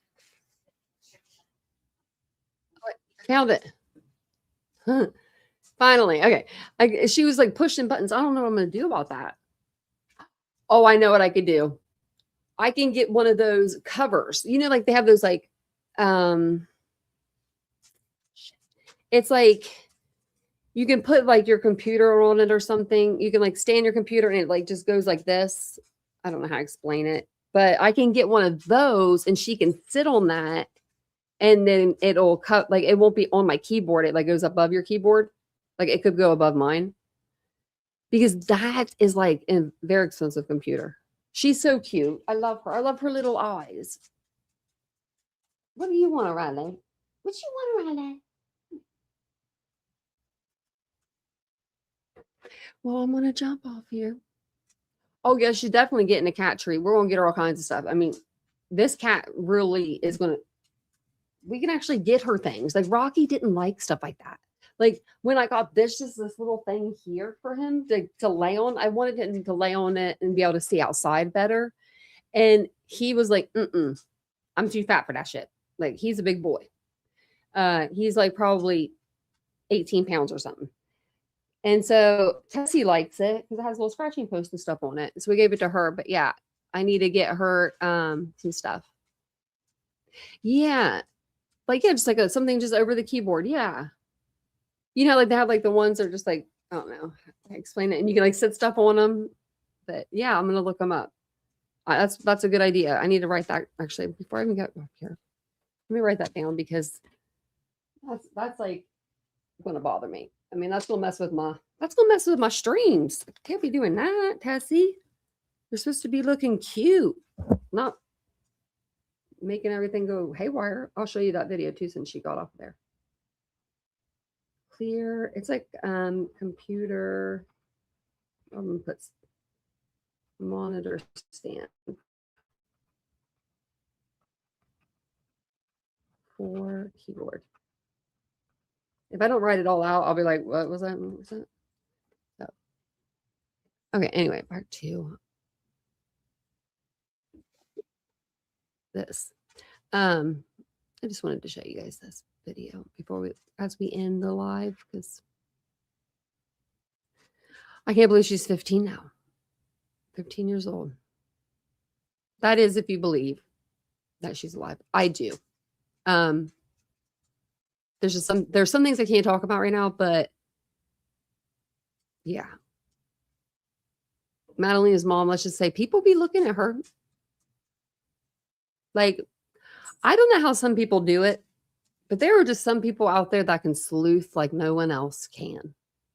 And they can get people in other countries to hang out and talk to them. So that's what I'll say. I'll say that. Tomorrow will mark Madalena Kojikari's 15th birthday. The Cornelius Police Department is accepting birthday cards and notes in their lobby on Catawba Avenue in honor of the occasion. Madalena was last seen getting I love that idea, and I love that picture. It's my favorite of her. Off her school bus in November 2022. Her mother and stepfather didn't report her missing until nearly a month later. A $25,000 reward is still being offered for information that leads to a conviction in this case. Queen City News. We need to write some notes and we need to send them. Some like happy birthdays, something. Well, I think her mom has her. And I don't like Diana Kojikari. I think she needs to come over here and she needs to spend some time in prison. Again, not jail, prison. And her mom too. And her little mother too. Yeah, Tanner, yeah, he just that guy, it's a mini trial, yeah. Yeah, I've been kind of looking in, and we covered that case on this channel, and he was just supposed to deliver her Barbies and go. What the hell? I mean, like that's like, I mean, I don't even know. But it freaks me out because Amazon does do that. okay, Amazon needs to stop, in my opinion, doing the whole independent driver shit, because you will have some, I'm sorry, but you will have some shady ass people delivering your Amazon packages for you. Like, you will be like, where'd that car come from? It does not belong in the neighborhood type of shit. You know what I mean? Like, I'm sorry, but that's what happened today. Twice. Like, I mean, I know everybody's got to make a living, but you got to Amazon, give them a car to drive. Like, they're pulling up and their wheels are falling off. Like, I ain't never seen a car like I saw today. I was like, is this car going to really go? Like, my car is like ugly and old. Admit it. But like, it takes me from point A to point B. You know what I mean? Like, this car was like, I was like, is he going to be able to get out of here? I don't know. It is probably good money, but they need to be like, dress code needs to be like, I'm sorry, I'll admit it. There needs to be, call me old fashioned, but I don't want somebody in their pajamas delivering my clothes. That looks like they just hotboxed cigarettes out of their car. Like, I don't know. I just don't like that. Call me old fashioned. Call me old fashioned. That's what I'm gonna say. I'm gonna say I'm old fashioned. Unless y'all like that. I don't smoke. What are you doing? What's she doing? She playing with something back there and you're wondering what she's doing because you're curious. You can't see her. It's the dog. Yeah, that's her birthday. And happy birthday. Yeah, she would have been 15. Betsy, I thought about doing like a dog camera at one point so you guys can see the dogs. They're always moving around though. Mia, you need a new bed. You put a hole in your bed because you're crazy, and we just bought them. And they were very expensive. Vincent bought them for the girls. You're going to be down to one bed, so I'm getting rid of that one, I think. I don't like looking at it. Vincent said he would sew it, so if we'll give him a couple days if he doesn't sew it. I'm getting rid of it. He'll know. It hurts my eyes. They should all have the same vehicle uniforms. I think so too. Because then, I mean, like, these people are coming to your house. Like, okay, so I'm not famous by any means. Hail to the no. We're over here just in the corner of our little YouTube, right? But you never know who watches, right? And what if that person were to, I don't know why I glitched out for a second, but what if that person were to like a person that was out there and they were like, she's like, you know, like let's just say like they were like, she's like awesome and we love her and we're obsessed with her now. What if they dressed as like an Amazon person, but like, and they just pulled up in a regular old car, or no, they didn't have to put any Amazon things on because they don't have to wear any Amazon. It seems like I don't ever see them in anything. Maybe if they're like, maybe every once in a while I'll see them in like one of those yellow vests or something. I don't even know if I've done that though. But it's just like, I don't know. To me, I feel like they should all have the same uniform and the same cars. Because then, or not like the exact same cars, but where it says Amazon and you know that you're getting a package from Amazon. Because they just ring your doorbell and I can't see the front door from where I'm at in my house, right? Like my front door is like down, like a hallway and downstairs. So, I mean, I got to be cautious who I ring up. You know? So that's just me.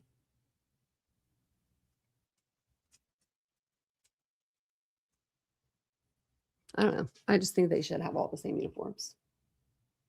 And then it's kind of scary when they're riding in doubles, like their girlfriends are hanging out and or their boyfriends are hanging out and riding around with them. And it's like, that's weird to me. That's like kind of like, I don't know. I just don't like that.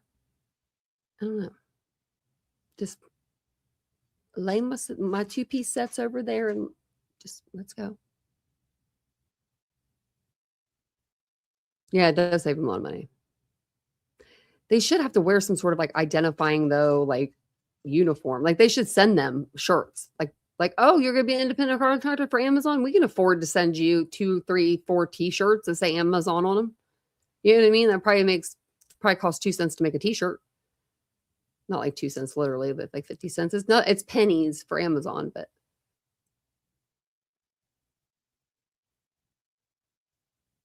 Oh, are you making mashed potatoes, Casey? That sounds so freaking good. Okay, I'm hungry. I'm gonna. Oh, what the heck? Where'd you come from, little lady? The vet did talk about how pretty she was, and she's definitely a girl. She's like, I don't even have to look at her. She's a girl. She's like the markings. Something with her isn't seen in males. And then today I had to torture her again. We did I made Vincent do the eardrops. She was a little mad, but she wasn't as mad as last night. Not at all. She's doing better. But I did do the worm. Oh, my camera's going down. I did do the worm stuff today for her, the deworming. So I put it on the back of her neck. She's doing good.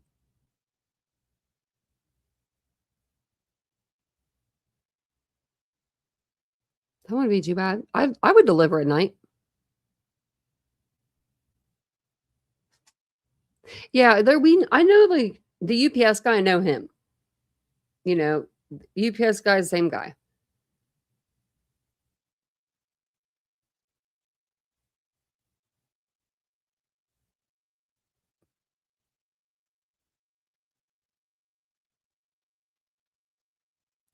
It's the birthplace of Father's Day there. Oh, I didn't know that.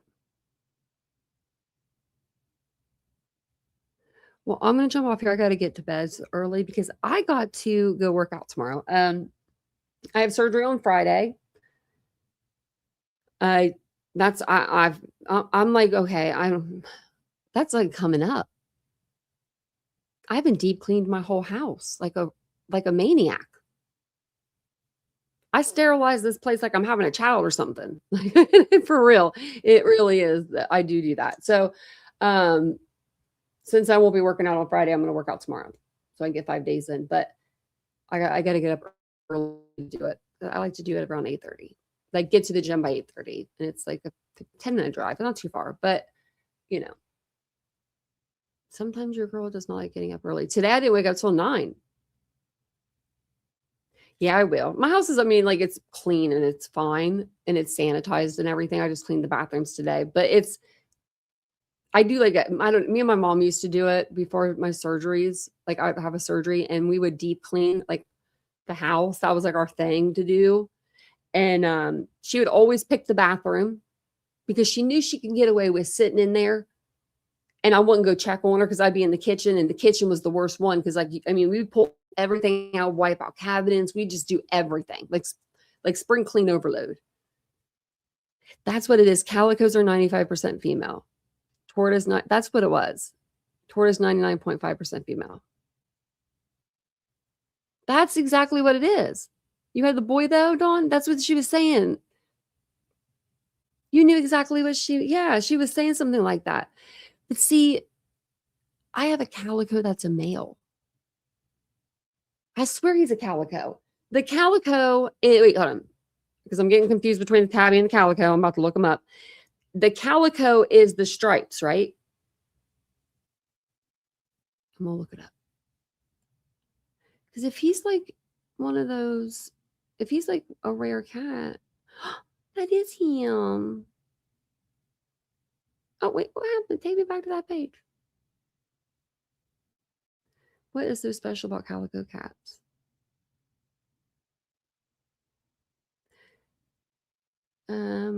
Distinctive tricolor coats. These cats are predominantly female. Not mine. But what's a tabby look like? Now I'm confused. So aren't they like, no, maybe he's a tabby. Son of a bitch. Yeah, I've had him 18 years and I don't even know what he's a tabby. I get them confused. He's like, yeah, I get so confused by him because he's white. He doesn't look like any of these cats.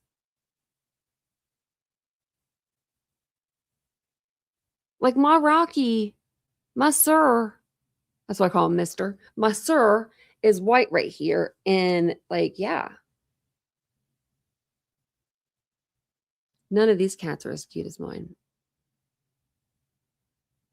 None of these are as cute as Rocky. Sorry. Sorry, cats. They got some pretty ones, though. I was trying to find one that looked like him. Yeah, what's a reverse tabby? Is that when they have like the...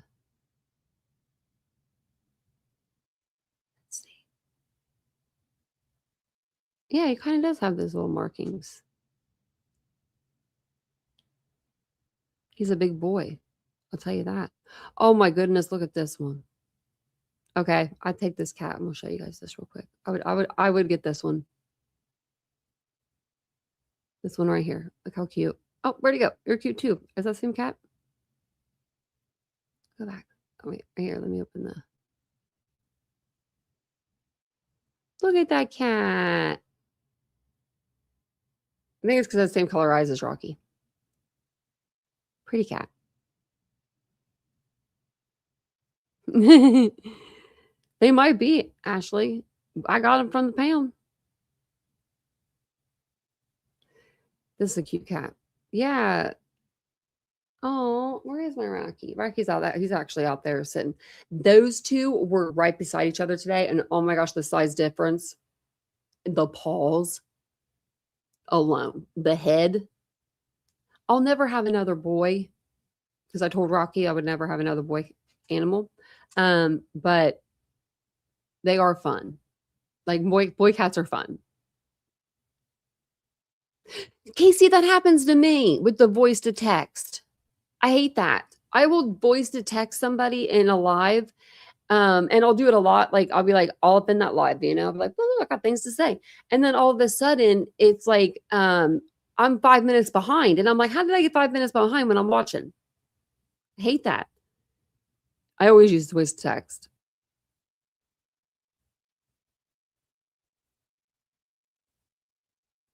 Your animals are dynamic. Gigantic. Mine are pretty big though too. They're a healthy weight. They eat enough. I mean, shoot. They always... Now that we have another one, like another cat, like another animal, it's just like they all get a different treat, except for the dogs. Like they get the same bone, but Rocky gets his own, you know, and then the kitten gets hers. I mean, obviously cat and kitten, but like it's so weird having another animal to do that too.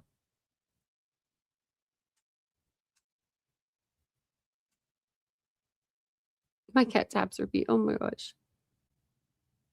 I'm having surgery on my face. Like there's a right here, if you could see it, there's like a dent, like an indent. Happens, right? I had a fat graft done where they took fat from my hip. This was like 6 or 8 years ago. I'd say, yeah, 6 or 8 years ago. And they injected it into my face because I have like a really high cheekbone. I think they're high on both sides, but this side's more prominent because after my accident. So they're going to do something similar, but it's not as invasive. They said that it's like minimal cutting, and they'll suck some fat out and make a potion for me, a filler, if you will. And they're going to fill my face where I need it. Hopefully I should do my lips. If you see me on here with some big old lips, don't say nothing. Don't say nothing at all. I don't want big lips. Vince's like, you're going to get some like Hollywood looking lips. I'm like, no, just want just something there. But thank you guys for being here. I appreciate it. Tomorrow we'll go over that video I found and that article, and we'll go over some more of the documents. And I would just say hi to Kathy when she was in here earlier. I saw her, and I meant to say hi to her. If you're listening still, Kathy. So I'll probably be back Friday night. I don't know. Let's see. Hey, Lorna. I have my surgery Friday. They don't tell me until the day before, 24 hours before, what time I have to be there. I guess so that doesn't like piss people off that I have to be there at 3 o'clock in the afternoon. They can't eat from like 12 midnight the night before. I've always had a 5 a.m. arrival time, 7 o'clock surgery time. Pray for me. Please. I love 5 o'clock a.m. I wake up in the middle of the night. I get my little, I have my clothes on usually already, or they're like sitting like, or usually they're sitting like right next to me. So I can just change right into something like a 2-piece outfit, something easy, you know, comfortable. And then Vincent dries me up and then I sleep.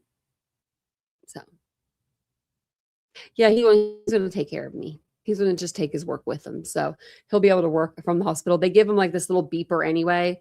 And then like he can like look at this little like number and it has my status and everything. And he's been to every surgery for the last 10 years. And I've only my accident was 12 years ago. So I've had a lot of surgeries without him, but I've had way more with him, I feel like. So he's my good luck charm. He really is.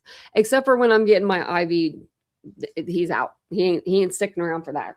He's like, I'll be right back. But other than that, it's great. So thank you guys for being here tonight. I appreciate it. I'll be on tomorrow sometime.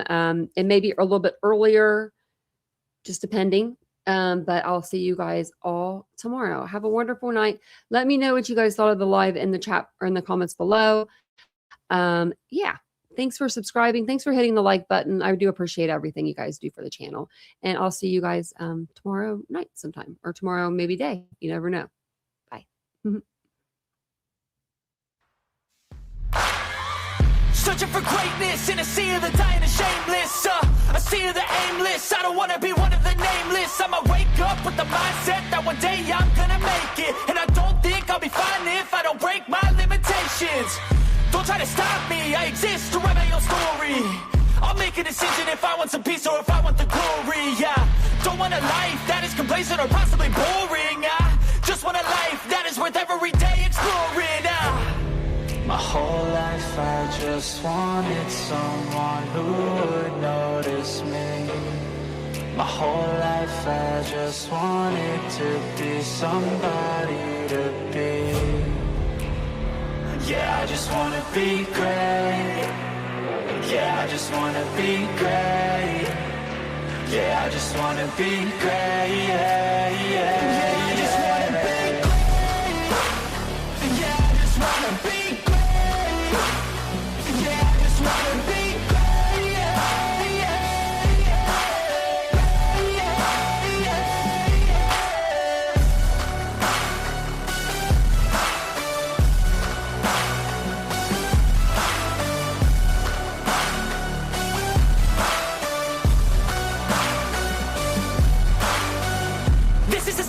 to appreciate all that is vacant. It's just for the taking. If you make up your mind, you can take it. I'm never complacent. I would work in a mansion or basement, yeah. There's no replacement for persistence. It's a patience, yeah. In this life, I wanna be soaring to